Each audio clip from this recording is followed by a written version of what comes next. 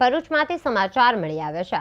આમોદ ખાતે સ્થિત સ્વામિનારાયણ ગુરુકુલમાં ભવ્ય અને જ્ઞાનપ્રદ વિજ્ઞાન મેળાનું આયોજન કરવામાં આવ્યું હતું અને આશરે 80 વિદ્યાર્થીઓએ 32 પ્રયોગાત્મક અને સર્જનાત્મક પ્રોજેક્ટ રજૂ કરીને વૈજ્ઞાનિક વિચારશક્તિ અને આત્મવિશ્વાસનું પ્રદર્શન કર્યું હતું।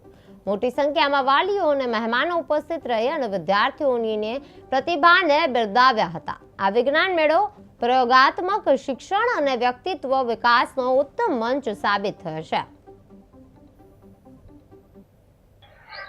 નમસ્કાર, જય સ્વામિનારાયણ।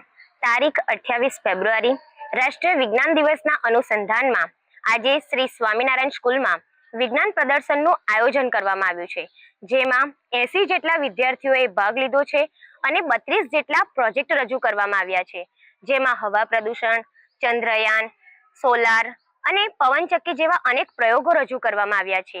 આ વિજ્ઞાન દિવસનો મુખ્ય હેતુ એ જ છે કે બાળકોમાં વૈજ્ઞાનિક વૃત્તિ, આત્મવિશ્વાસ અને તેમની ટીમ વર્ક કરવાની ક્ષમતા વધે અને બાળકોને વિજ્ઞાનમાં રસ વધે।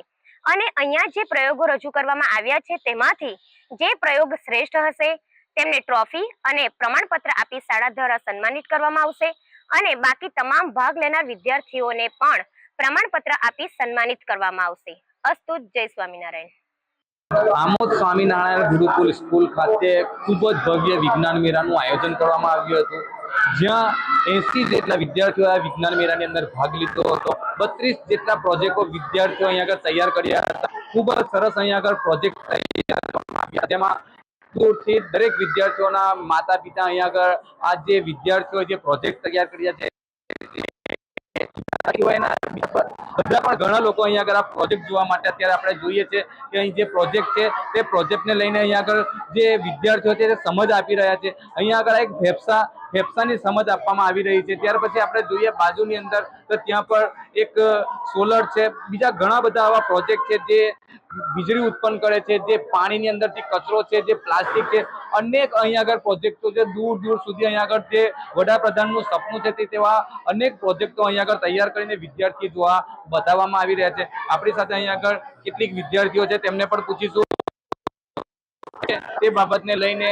સૌથી પહેલા તેમને પૂછીશું કે આ જે પ્રોજેક્ટ તૈયાર કર્યો છે આ પ્રોજેક્ટ શું કહેશો બેટા? આ જે પ્રોજેક્ટ તૈયાર કર્યો છે કેટલા દિવસ લાગ્યા હતા તમને અને શું સમજ આપો છો તમે અહીંયા? આ ફેફસામાં બનાવવામાં અમને 4 દિવસ લાગ્યો હતો ને એમાં અમને સમજણ પડે છે કે શરીરમાં જે પ્રક્રિયા થાય છે તેમાં સમજણ આપે છે। શું કહેશો બેટા, શું નામ તમારું અને આ કેટલા દિવસ તમને આ પ્રોજેક્ટ તૈયાર કરવામાં લાગ્યા હતા અને શું સમજ તમે અહીંયા આગળ જે બધા આવે છે તેમને આપો છો? મારું નામ પ્રિયા છે। હું મારા પ્રોજેક્ટ બનાવવામાં અઠવાડિયું થઈ ગયું। ફેફસા આપણા જે શરીરમાં જે ક્રિયા થાય છે તેના વિશે અમે સમજણ આપી રહ્યા છીએ। તો અહીંયા આગળ ફેફસાની પ્રક્રિયા છે તે બાબતને અહીંયા આગળ સમજણ આપવામાં આવી છે અને બીજા અનેક પ્રોજેક્ટોને લઈને અહીંયા આગળ જે 32 પ્રોજેક્ટો છે તે દરેક વિદ્યાર્થીઓ અહીંયા આગળ દરેક વાલીઓ અને બીજા ગામડાઓમાંથી અનેક લોકો અહીંયા આગળ આજે 32 પ્રોજેક્ટ તૈયાર કર્યા છે તે વિશેની માહિતી લેવા માટે ઉમટી પડ્યા તેઓ પણ છે। તેમને પણ ખૂબ જ સરસ મજાનું અહીંયા આગળ પ્રોજેક્ટ તૈયાર કર્યું છે। सबसे पहले तो क्या नाम बेटा आपका? सौम्या। क्या कहोगे बेटा, कौन सा प्रोजेक्ट आपने तैयार किया? ये थर्मल पावर प्लांट और हाइड्रो इलेक्ट्रिक पावर प्लांट। इससे क्या होता है? कोल से बिजली उत्पन्न होती है और पानी से बिजली उत्पन्न होती है। आपने क्या तैयार किया बेटा? हमारा भी यही प्रोजेक्ट है। हमें भी कोल से बिजली उत्पन्न करना है और पानी से बिजली उत्पन्न करना है। उसके अलावा और वो दूसरा कौन सा प्लान है?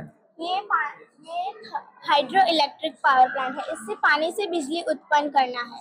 और ये थर्मल पावर प्लांट है, इससे कोल से बिजली उत्पन्न करना है।